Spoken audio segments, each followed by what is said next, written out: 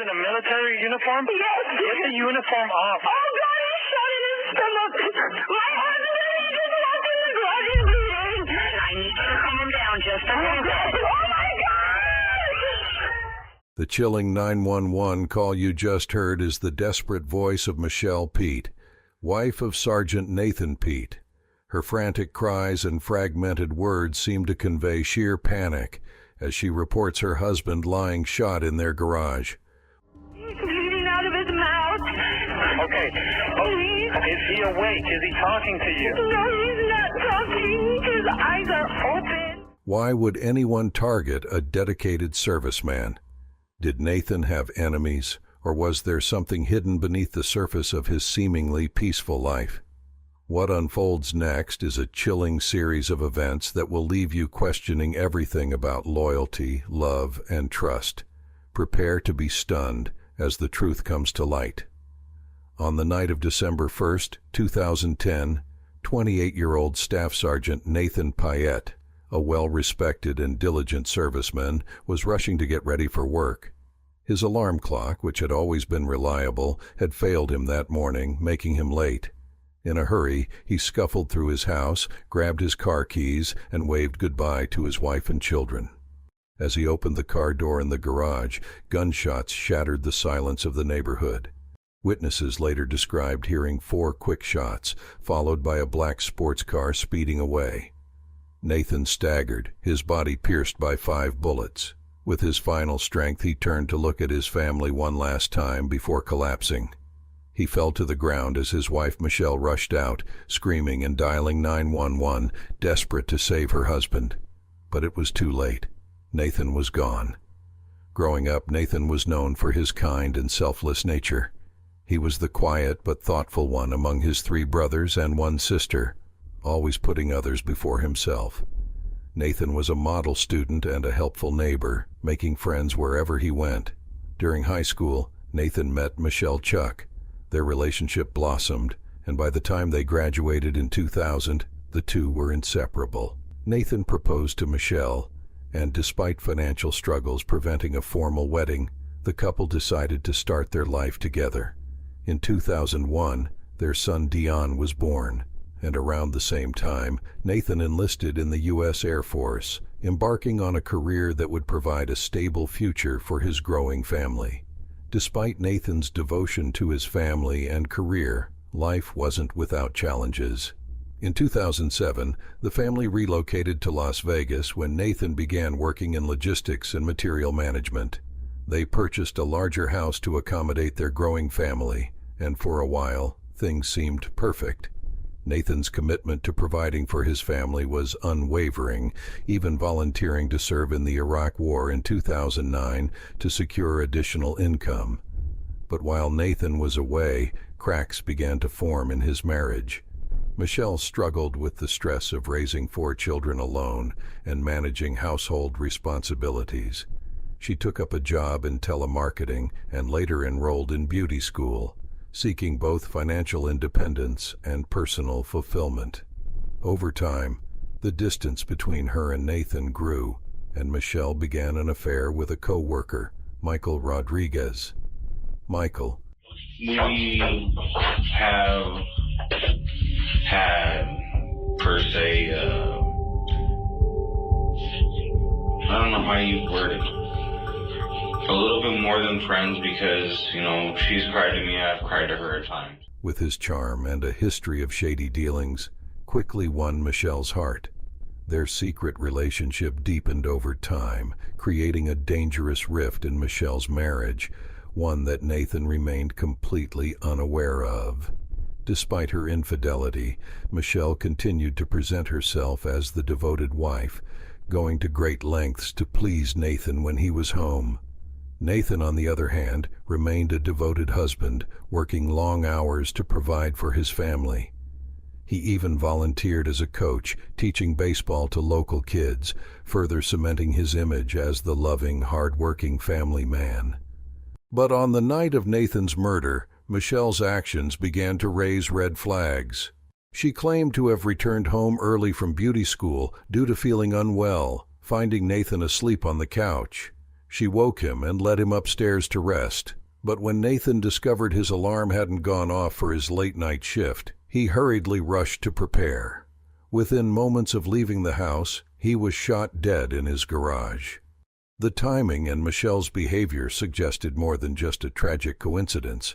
Her involvement in what was about to unfold would soon become clear. The investigation into Nathan's murder began immediately. Detectives found no signs of forced entry or theft, quickly ruling out robbery as a motive. Bloodstains and bullet casings in the garage suggested a targeted attack. Detectives looked into Nathan's personal life for clues. They found nothing incriminating, no gambling debts, no affairs, no questionable habits. Nathan's phone contained only photos of his wife and children, confirming he was a devoted family man. Neighbors, however, provided a crucial lead. They reported seeing a black car near Nathan's home around the time of the shooting. And how many shots did you hear? I heard 4. It was kind of like a bang, bang, bang, bang. We saw a car speed off, a black, sports car kind of. The car sped off immediately after the gunshots. When asked about it, Michelle identified the car as one driven by her co-worker, Michael Rodriguez. Detectives brought Michael in for questioning. He claimed to have been shopping and meeting a woman named Shannon on the night of the murder. Shannon corroborated his story, but inconsistencies in Michael's demeanor and background raised red flags. The investigation took a turn when detectives analyzed Michelle's phone records. Text messages between Michelle and Michael revealed a year-long affair. They also uncovered cryptic conversations about a contract referred to as Van DJK. The nature of these messages suggested something more sinister. When confronted, Michelle initially denied involvement but eventually broke down, admitting to the affair. However, her confession left many questions unanswered, particularly regarding the motive behind Nathan's murder and the true role Michael played in it. Nathan Paet's life was one of dedication, love, and sacrifice. His shocking murder not only devastated his family, but also left a community grappling with the loss of a man who had given so much to those around him.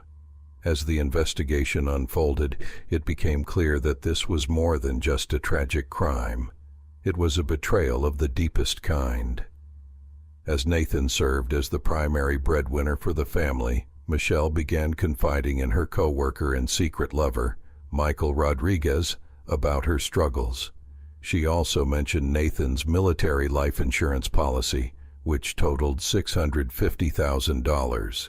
This revelation piqued Michael's interest, sparking a dangerous chain of events. The duo quickly devised a plan to claim the insurance money, with Michelle agreeing to help orchestrate the crime. Michael suggested they get rid of Nathan. Michelle's passive acquiescence allowed the plan to escalate. On December 1st, 2010, Michelle played her role by ensuring Nathan's day was disrupted. She turned off his alarm clock and waited until late morning to wake him up.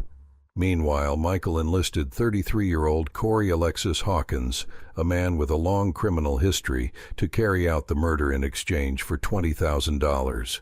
Corey, in turn, involved his girlfriend, Jessica Austin, and Jessica's friend, Shannon, although Shannon remained largely unaware of the true scope of the plot. Michelle spent the afternoon pretending everything was normal. After leaving her beauty school early, she returned home and led Nathan upstairs to their bedroom, encouraging him to rest. Later that evening, as Nathan rushed downstairs to leave for work, Michael and Corey were already waiting in a black Cadillac outside the house. Wearing latex gloves to avoid leaving fingerprints, they prepared to ambush Nathan. Michael, unwilling to confront Nathan directly due to his military training, opted for a sneak attack. As Nathan stepped into the garage, Michael rolled down his car window and shot him 5 times in the back. The initial shots weren't fatal, and as Nathan staggered toward the front door for help, Michael panicked and fled, abandoning Nathan's body in the garage. The two men drove off to dispose of incriminating evidence, burning their gloves and clothing in a fireplace before heading to a hotel where Michael could solidify his alibi with Shannon. Michelle's actions after the murder betrayed her supposed remorse. She continued texting Michael, confirming that Nathan was dead and even sending a smiley face emoji, a gesture that cast doubt on her claims of regret.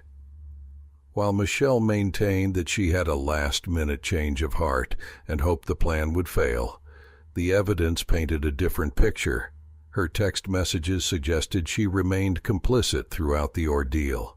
Shannon, initially misled into believing the plot involved a robbery, grew suspicious after overhearing Michael admit to killing Nathan.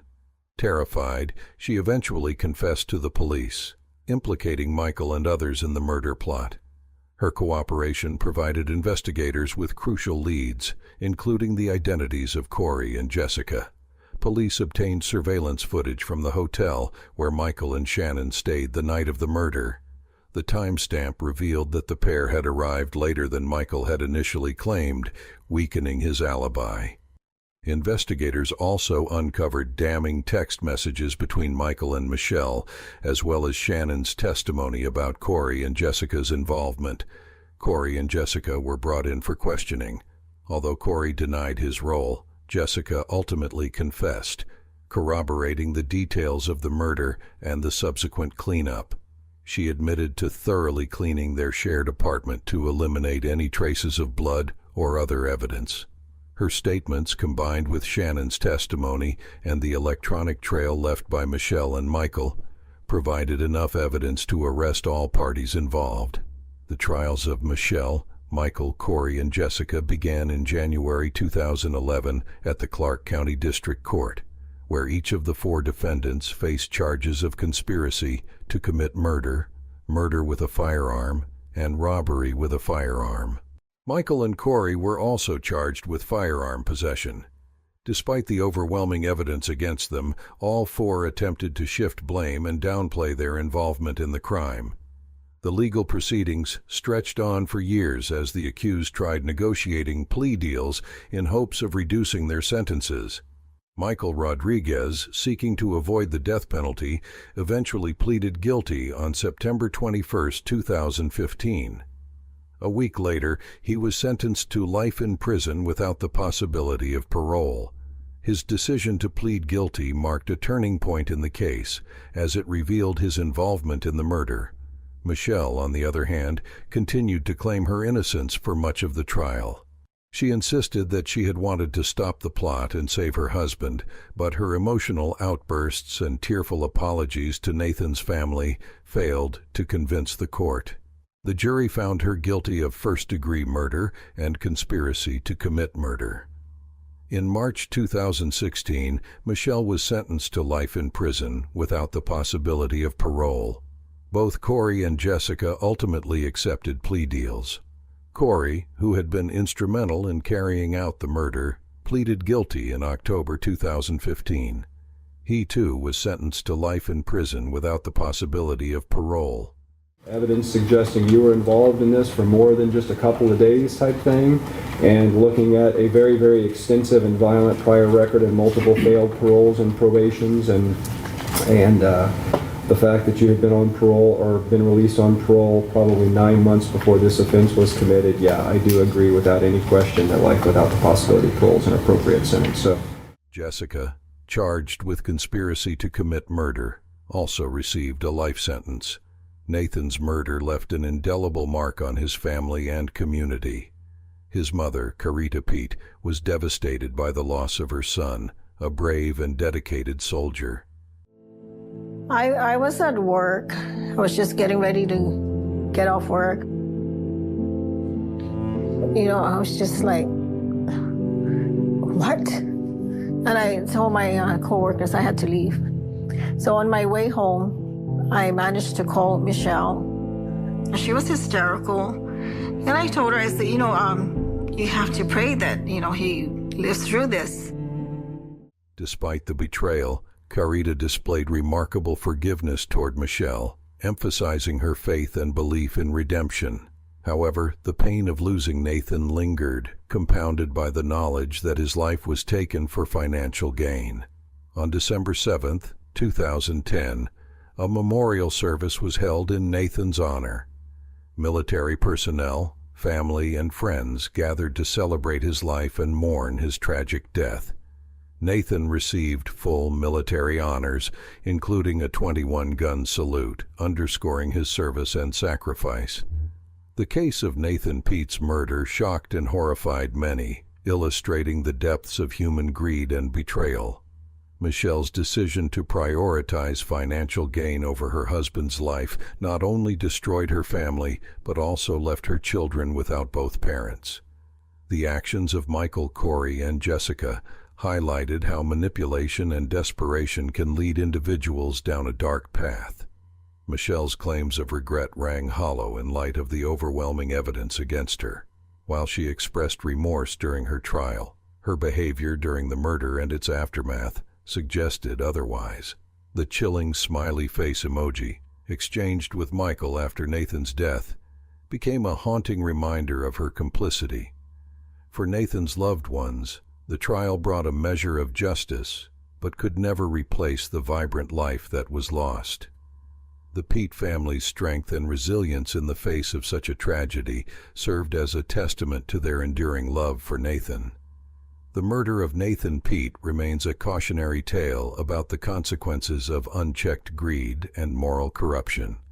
Michelle, Michael, Corey, and Jessica each made choices that led to a devastating loss, leaving a legacy of pain and betrayal. As we reflect on this case, we are reminded of the importance of empathy, accountability, and the devastating cost of valuing money over human life. Would Michelle have made a different choice if she could see the ripple effects of her actions? Could Michael, Corey, or Jessica have stopped themselves before crossing the line? These questions linger, serving as sobering reminders of the fragile line between right and wrong.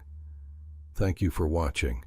This case is a haunting reminder of how greed and betrayal can shatter lives. If you found this story compelling, don't forget to like, share, and subscribe for more gripping true crime content. Let us know your thoughts in the comments below. We'd love to hear from you. Stay safe, and see you next time.